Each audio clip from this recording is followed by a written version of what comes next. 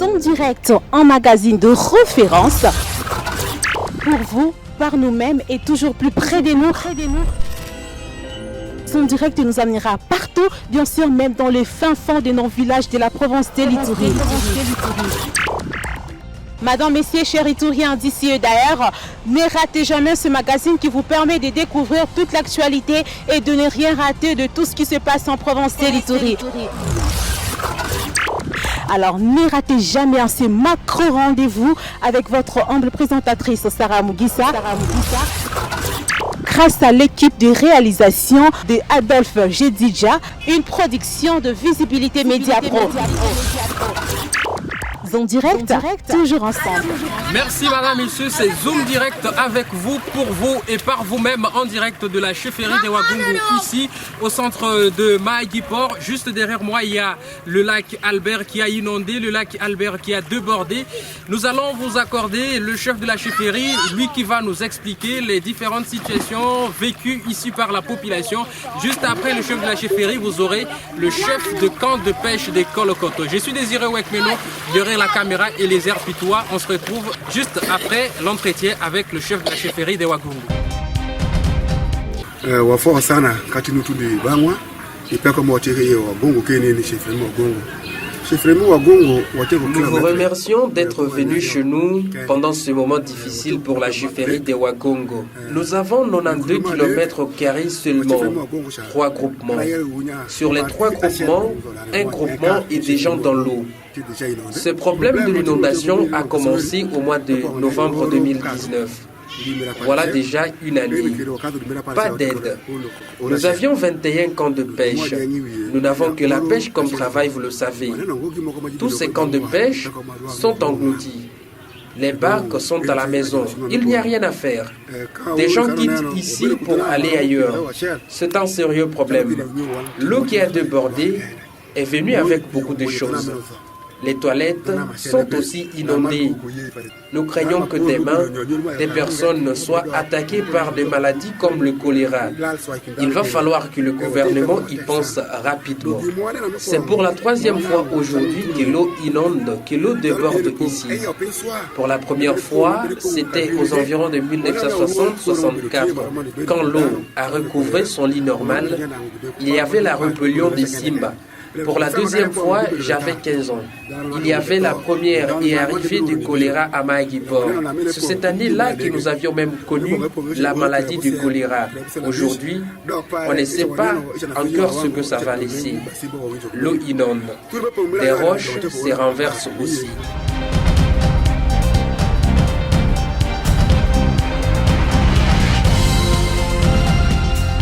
Nous sommes ici venus vous faire vivre la situation du lac Albert par rapport à l'inondation. Vous savez que depuis novembre 2019 jusqu'à nos jours, le lac Albert a pris les dessus, l'inondation, comme vous le savez. Plusieurs camps de pêche ont été détruits et les victimes sont innombrables. Et depuis lors, la situation continue à se dégringoler puisqu'il s'agit bien entendu d'une crise catastrophique naturelle que personne n'a jamais souhaité. Vous allez constater que cet espace-là que vous voyez, c'est l'avancée très néfaste des eaux de ces grands lacs Albert, ex-lac Mobutu, pour ceux qui ne le savent pas.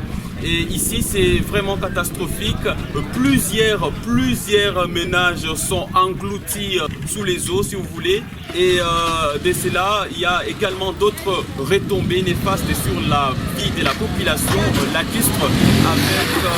Avec cette inondation, on constate déjà qu'il y a en perspective des maladies d'origine hydrique qui peuvent facilement atteindre la population, telles que le choléra. Et cette épidémie qui est déjà redoutée par plusieurs études un peu faites de manière superficielle sur cette partie du territoire des Mahagi. L'on sait déjà que plusieurs autorités sont passées à plusieurs fois, mais jusqu'ici on se rend compte qu'il y a une situation qui reste toujours stagnante par rapport à la vie de la population victime. Beaucoup de suggestions ont été données pour qu'on déplace la population afin que rien ne puisse être regrettable dans le futur. Madame, Monsieur, nous sommes ici, Zoom Direct avec vous. nous allons vous faire vivre de manière générale la situation. Nous irons avec vous dans plusieurs camps de pêche ici à Maïgi Port. Nous partirons à Kolokoto avec vous. Essayez de voir cette image un peu maussade mais qui redonne encore une fois la vie parce que la vie est là à Maïgi Port. Zoom direct, venir faire l'alerte afin que la vie de cette population lacustre soit sauvée et qu'ensemble avec vous nous puissions rebâtir cette partie de notre très chère province, notre très cher pays, la République démocratique du Congo. Restez branchés. Zoom direct en magazine de référence. Nous ne comprenons absolument rien. C'est étonnant. Nous ne savons franchement que faire. L'eau continue toujours à monter.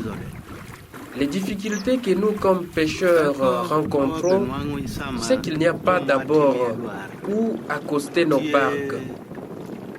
Il y a aussi trop de vent sur le lac. Nous manquons même où rester. Nos maisons sont parties, inondées. Nous demandons que les autorités pensent à nous. La vie est devenue difficile ici. Pas d'eau potable, les WC, les toilettes sont aussi parties. Même notre école de Kolokoto risque de partir.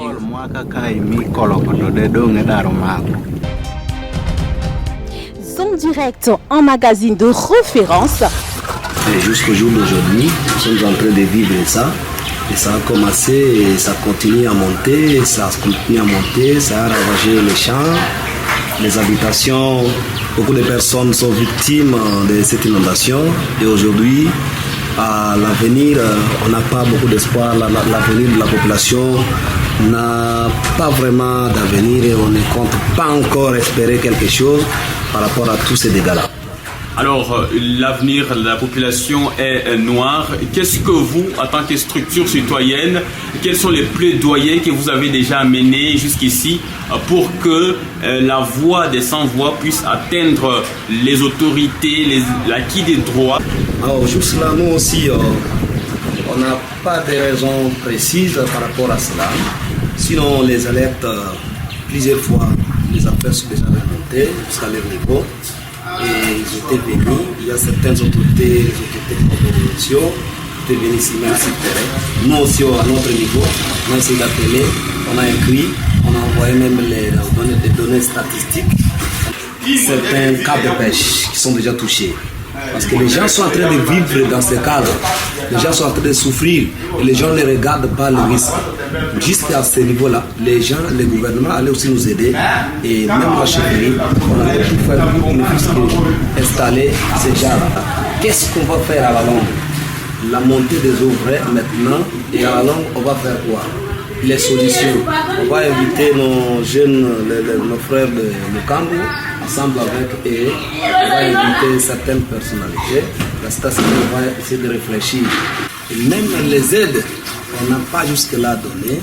Et nous continuons toujours à réfléchir. Zoom direct en magazine de référence. Merci beaucoup, madame, messieurs. Vous avez été nombreux avec nous aujourd'hui. Zoom direct, c'était en direct des Maïgi Port Centre. Abonnez-vous, partagez, likez, faites le nécessaire pour faire attendre la voix de cette population lacustre et sinistrée. Madame, messieurs, j'étais avec vous, Eliezer Pitoua. Derrière la caméra, c'était mon confrère Désiré Ouek-Meno. Il est toujours là. La grande équipe de Zoom Direct vous fixe un nouveau numéro très prochainement. Au revoir. Zoom Direct en magazine de référence. Pour vous, par nous-mêmes et toujours plus près de nous. Zoom Direct nous amènera partout, bien sûr même dans les fins fonds de nos villages de la province de l'Ituri. Madame, messieurs, chers Itouriens d'ici et d'ailleurs, ne ratez jamais ce magazine qui vous permet de découvrir toute l'actualité et de ne rien rater de tout ce qui se passe en province de l'Ituri. Alors, ne ratez jamais ce macro rendez-vous avec votre humble présentatrice Sarah Mugisa. Grâce à l'équipe de réalisation de Adolphe Jedidja, une production de Visibilité Média Pro. Zoom Direct, toujours ensemble.